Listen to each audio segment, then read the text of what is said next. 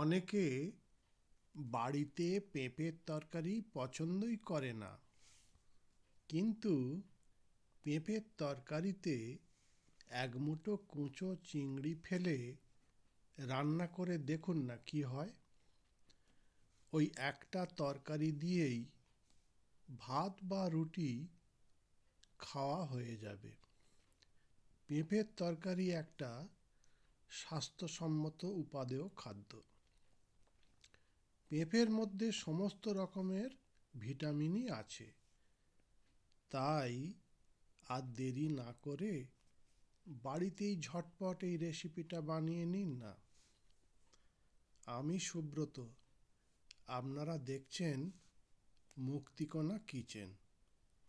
আমি আজ এক মুঠো কুঁচো চিংড়ি দিয়ে পেঁপের তরকারিটা বানাবো।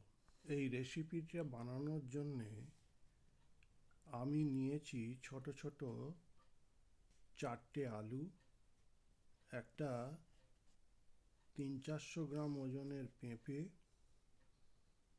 দুটো পেঁয়াজ, একটা রসুন, 3টে টমেটো, কয়েকটা কাঁচা লঙ্কা, আদা। প্রথমে পেঁপেগুলোকে খোসা ছাড়িয়ে সুন্দর করে ডুমো ডুমো আকারের কেটে নিয়েছি। ঠিক এইভাবে কেটে নিয়েছি। ঠিক একইভাবে আলুগুলোকেও খোসা ছাড়িয়ে সুন্দর করে ডুমো ডুমো করে কেটে নিয়েছি। এখানে আমি এক মুঠো 300 গ্রামের মতো কুঁচো চিংড়ি নিয়েছি।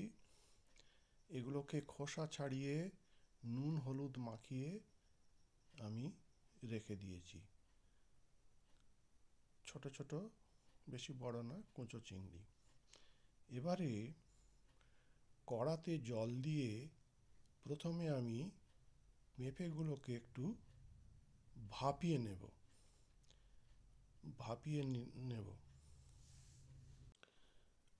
পেঁপে ভাপিয়ে নিতে 10 মিনিটের মতো একে ঢাকা দিয়ে ফুটিয়ে নেব। একটু ফুটে উঠলেই কড়া থেকে নামিয়ে নেব। কড়া থেকে পেঁপেগুলোকে নামিয়ে নেব। এরপর ওই কড়াতেই তেল দিয়ে, সর্ষের তেলে আমি রান্না করছি, সর্ষের তেল দিয়ে আলুগুলো ছেড়ে দেবো। আলুতে আমি নুন হলুদ দিয়ে একটু ভেজে নিচ্ছি। কিছুক্ষণ ঢাকা দিয়ে রাখবো, সেদ্ধ হতে সময় নেবে। আলুগুলো হয়ে গেছে, এবারে ওগুলোকে তুলে রাখছি। আলুগুলো কিছুটা হয়ে গেছে, তুলে রাখছি। তুলে রেখে ওতেই, ওই কড়াতেই আরেকটু তেল দিয়ে দিলাম। দিয়ে ওতে সাদা জিরে, কালো জিরে আর তেজপাতার ফোড়ন দিয়ে দিলাম। একটু ভাজা হয়ে গেলেই একটু খুন্তি দিয়ে নেড়ে, হয়ে গেছে। এবারে পেঁয়াজগুলো দিয়ে দিলাম। একে একে সবগুলো দিয়ে দেবো। পেঁয়াজ, রসুন, আদা, টমেটো সবই দিয়ে দেবো। কাঁচা লঙ্কা একে একে সবই দিয়ে দিচ্ছি। মাঝে মাঝে খুন্তি দিয়ে নেড়ে দিতে হবে। অল্প আঁচে কিন্তু এগুলো ভাজতে হবে। বেশি দিয়ে দিলে কিন্তু পেঁয়াজ পুড়ে যেতে পারে, সতর্ক থাকতে হবে।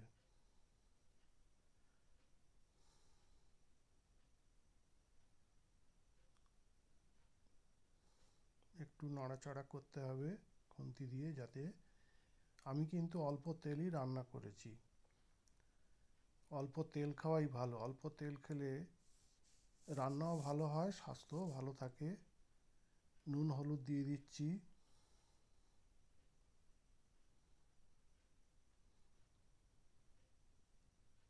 এরপরে নেড়ে চেড়ে নিয়ে টমেটোগুলো দিয়ে দেব। কিছুক্ষণ ঢাকা দিয়ে এটাকে সেদ্ধ হতে দিতে হবে। ধিমে আঁচে কিছুক্ষণ ঢাকা দিয়ে এই গ্রেভিটাকে তৈরি করতে হবে। গ্রেভিটা নরম হয়ে গেছে। এইবারে এইটাকে একটু নেড়ে চেড়ে নিয়ে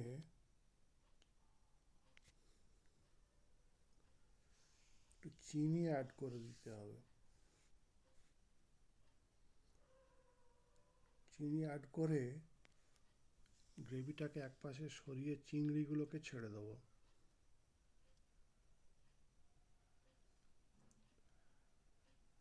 চিংড়িগুলো মিলিয়ে নিয়ে গ্রেভির সঙ্গে একটু মিলিয়ে নিয়েই সবজিগুলোকে এতে পেঁপে আর আলুর যে ভাপিয়ে রাখা হয়েছিল সেইগুলোকে এবারে এতে দিয়ে দেব। চিংড়িগুলো ভাজতে হয় না, চিংড়িগুলো এতেই সেদ্ধ হয়ে যাবে আর সুন্দর একটা ফ্লেভার আসবে। এবার ঢাকা দেবো কিছুক্ষণ। ঢাকা খুলে আর একবার নেড়ে নেব।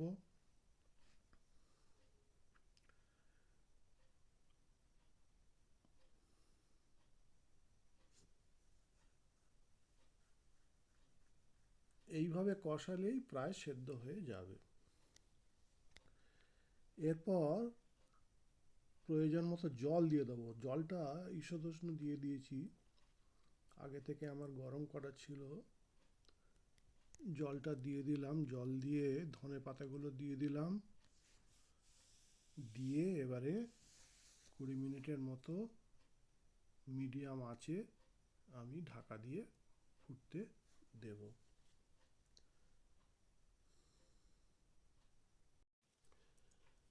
20 মিনিট পর ঢাকা করলাম।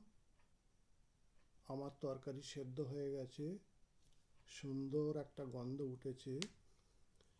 এইবারে আমি এতে আমার স্পেশাল মশলা দিয়ে দেব, গুঁড়ো করে রাখা স্পেশাল মশলা। তার স্বাদই, গুঁড়ো করা মশলাটা দিলে স্বাদই আলাদা হয়ে যাবে।